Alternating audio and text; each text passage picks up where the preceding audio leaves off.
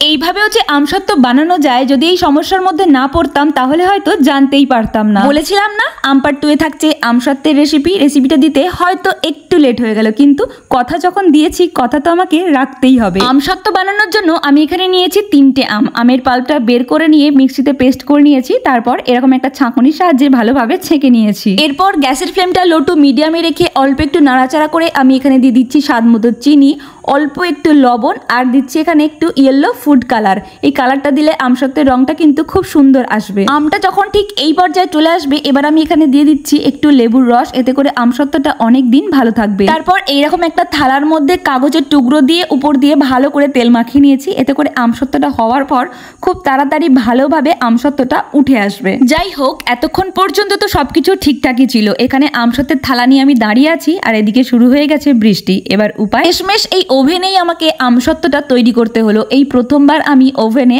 আমসত্ত্ব তৈরি করলাম। এই যে সাইড থেকে ছিঁড়ে গেছে, আসলে আমসত্ত্বটা একটু কাঁচা কাঁচা লাগছিল, তাই এপিট করে উল্টে নিয়ে আমি আমসত্ত্বটা ড্রাই করেছি। আর এই তো আমাদের রেডি হয়ে গেছে ইনস্ট্যান্ট আমসত্ত্ব। ওভেনে দেওয়ার আগে পর্যন্ত আমি যে পদ্ধতিটা দেখিয়েছি, সেই একই পদ্ধতিতে আপনারাও কিন্তু এরকম পারফেক্ট আমসত্ত্ব বানাতে পারবেন। কিন্তু সবাইকে আমি একটা রিকোয়েস্ট করব, এই বর্ষাকালে বৃষ্টির দিনে কখনো আমসত্ত্ব বানাতে যাবেন না। আমার অবস্থা তো খারাপ হয়েইছে আমি জানি, আমি চাই না আপনাদের অবস্থাও খারাপ হয়ে যাক। আমসত্ত্বটা বানাতে গিয়ে আমার একটু খাটুনি হয়েছে ঠিকই, কিন্তু আমি আমার কথা রেখেছি। এবার আমি এখানে আম পার্ট 2 এর আমসত্ত্বের রেসিপি নিয়ে বিদায় হচ্ছি। আম পার্ট 3টা কিন্তু কেউ দেখতে ভুলবেন না।